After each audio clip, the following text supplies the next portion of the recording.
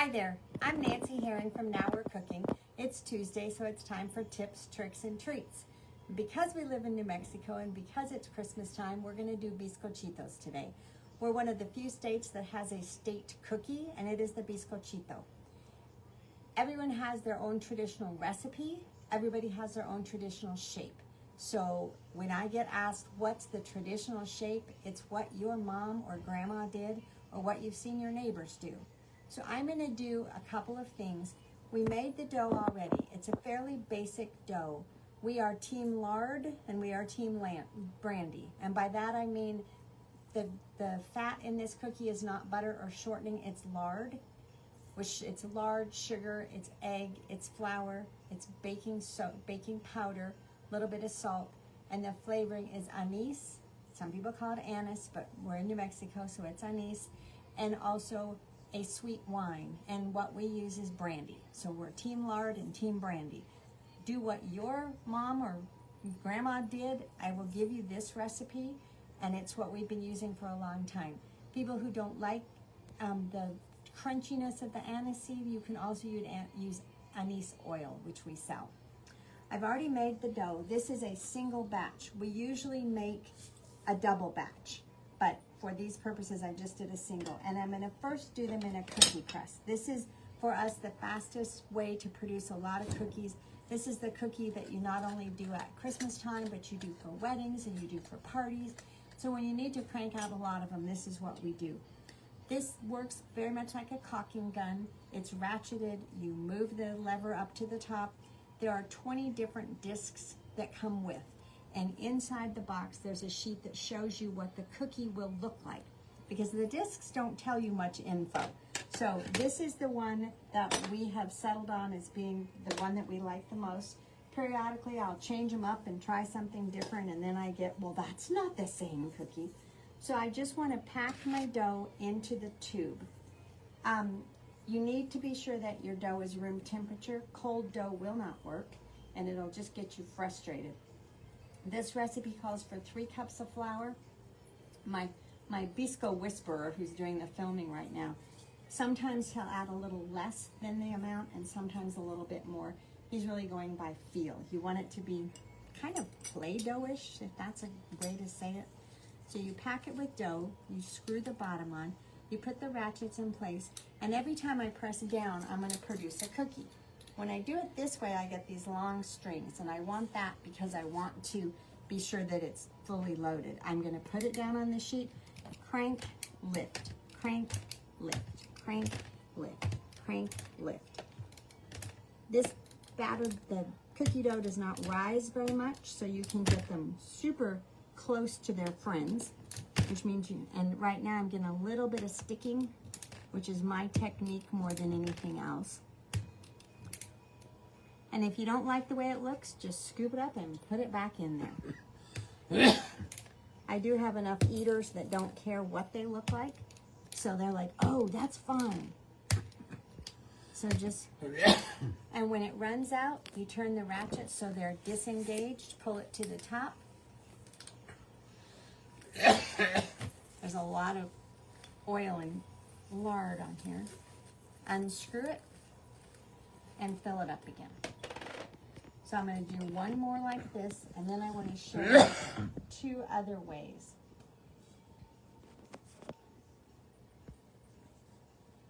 This can also, you can do a single or double amount on the cookie. There's a level 1 and level 2. So you can get a little bit thicker, a little bit thinner, depending on what you're looking for. So again, I'm going to disengage the ratchets, push it down so the dough's coming out of the bottom, and turn it and push. See that one? Like, nope, I'm not coming out. There we go. And see these, because I switched it a little teeny bit, are a smaller cookie.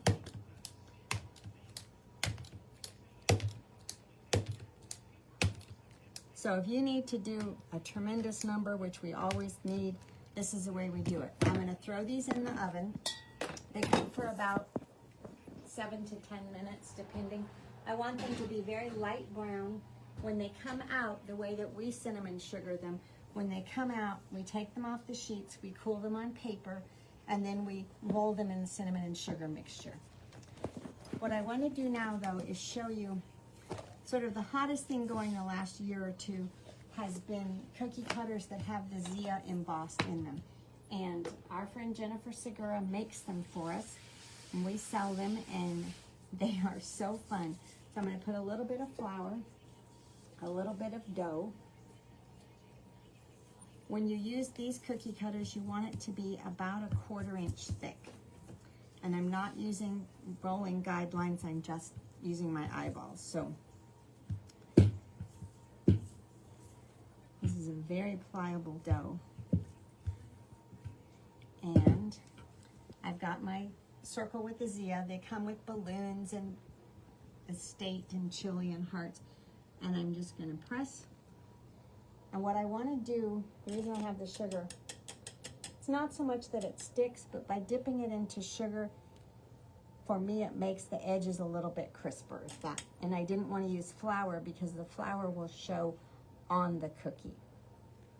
So I'm getting a nice cut, I'm getting a nice embossed. Okay? And I need to move this onto my baking sheet. This is the silicone baking sheet that I like so much. What I'm going to do next is something I learned quite by accident. This can be cut if you use a sharp knife, and I have unfortunately done that before. So the next thing I'm going to show you is the way my grandmother-in-law, my mother-in-law and my grandmother-in-law did them. And I got good enough at it that my mother-in-law could not tell the difference between mine and my husband's cookies, which made me really proud that I had learned well. So this is the way they grew up in Las Vegas, New Mexico, and I've met other people from that part of the state that do them this way as well. They did not use a cookie cutter at all. And they didn't use a tin can, that was not it. So, okay. Let's see if I can get this right. I want my dough in somewhat of a rectangle, and I'm sticking a little bit, so I am going to put a little bit of flour. And it's pretty funny because when some people see these, they're like, oh my gosh, that's how my grandma did them. One lady told me that her father had been trying to explain for years what they looked like, and he didn't know how to do it. So I want them somewhat with straight edges. This is a very small batch. I'm going to divide this. What I'm looking for are squares. So I've got my squares. I'm using a butter knife instead of a paring knife because I don't want to cut my sheet. Okay, now I'm going to take my knife and I'm going to cut in the 4 corners of the cookie, just little notches in. And then I find this easier to do on the cookie sheet than on my pad. So I'm going to put it on the cookie sheet, and then I just kind of nurse it along with my fingers and pinch the edges together. And if I need to cut it again, I will. So the saying is that Bizcochitos were shaped like a fleur-de-lis, and there's a lot of people who say that this is the equivalent of a fleur-de-lis. They're labor intensive, they're really pretty, and so we do them for special people. We don't do, my brother-in-law does all of his this way, but it's just, and once you get the rhythm going on this, but I'm going to do one more of those, and then I want to see if I can show you. The other design that she did was a wheat design, and I've met a couple people who have done those. It's not, I don't think it's as common as this. And then we've seen some with real elaborate swirls that I do not have the patience to do. So, the other one that she did, let's see if I can get it straight. You you cut the top part,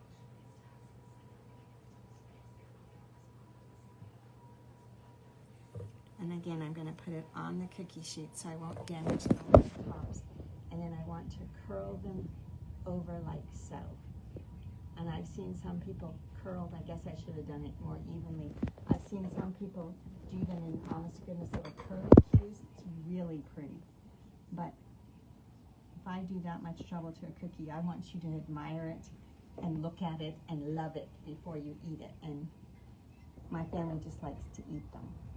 And so, alrighty. It's a little warm in here, so they're starting to gather. But they will bake up in that shape. So, cookie cutters, and again, any cookie cutter shape that you like. I'm going to throw these in the oven. The others are not quite done. I do want to show you up close the ones that we did earlier. I will put them on a different tray. This is what the cookie press cookies look like. So they're a nice little bite-sized. I have people that eat them like potato chips. So, for what it's worth, this is what the hand-cut ones look like.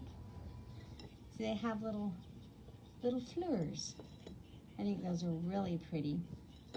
And with my cookie cutters, I got carried away with the cinnamon sugar, and so my design is not as impressed as it might be.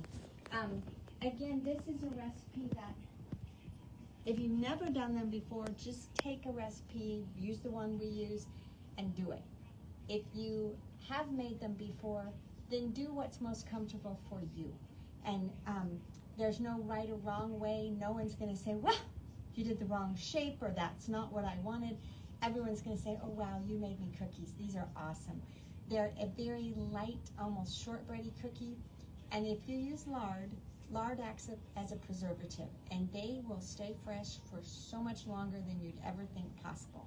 And it's a fun thing. We do them for weddings. We do them for any big occasion, parties. Will you make biscos? Will you make biscos? And the answer is always, yes, we will. Yes, we will. So I'll share our recipe with you, give you, so you've got some tips on how to do it. I encourage you to give it a try. We can help you with the accessories that you need. I'm using the Norpro cookie press. OXO also makes one. It's got a little bit more comfort handle. It's got a little bit bigger barrel, and it's got different. And this is what I mean when I say they show you a picture of the discs and then what they look like, because you would never guess on what some of these look like. So when I have extra time, I'll just go through and I will trade off discs and just try them and see which ones I like. There is a Christmas tree, which I like, and this one does have an honest-to-goodness fleur-de-lis. So if you want to do that one. But we've got the ruffled edge, which is paper. We're going to show them how to sugar. How to sugar them? Yeah. Okay. Are they done yet? They're getting there. Okay. Hold on 2 seconds. Let me get something else. The ones, they're almost done at the bottom.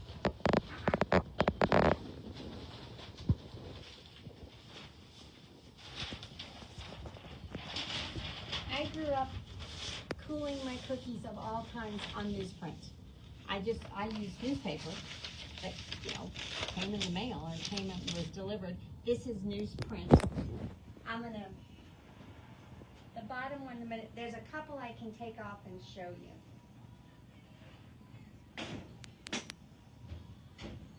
The smaller ones are done enough to show you this. The larger ones I'm going to put back in a minute.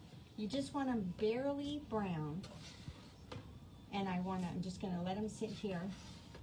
I'm going to throw the rest back in really fast. Give them a minute or two. You can see the bottoms are a little bit tan. You can make them darker. You can burn them. Done that too. So what we do is we scoop them all up, and if you break one, then you get to eat it. So there are so many perks to being the baker. There's a ratio for the cinnamon and sugar mixture. This is about 5 times is what the recipe says, because we're making a lot of cookies. And we like it about this color of this color. So if you like it a little bit lighter, it's really up to color for you. And what I do is I just put them in. These are so hot I'm breaking them. And just dunk them. And as I say, if you get little broken nibbles, You get to eat them.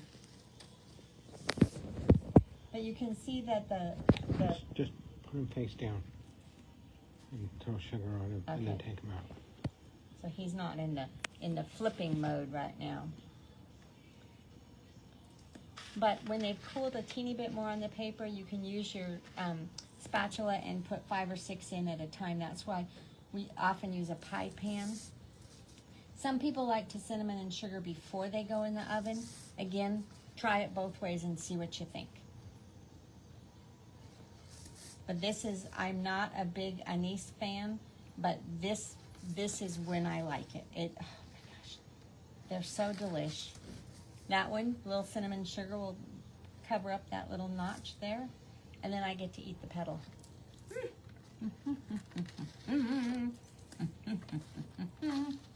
Okay, I can attest that they're quite tasty. So, while I'm eating cookies here, we will be open every day until Christmas.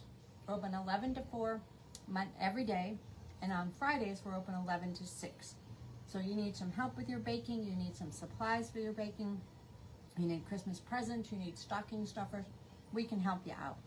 So Now We're Cooking is at Paseo and Wyoming, northeast corner. You've heard our hours. We're here. We'd love to help you. We wish you the bestest holiday ever, and we look forward to seeing you. Thanks for watching, and we'll see you next time. Bye now.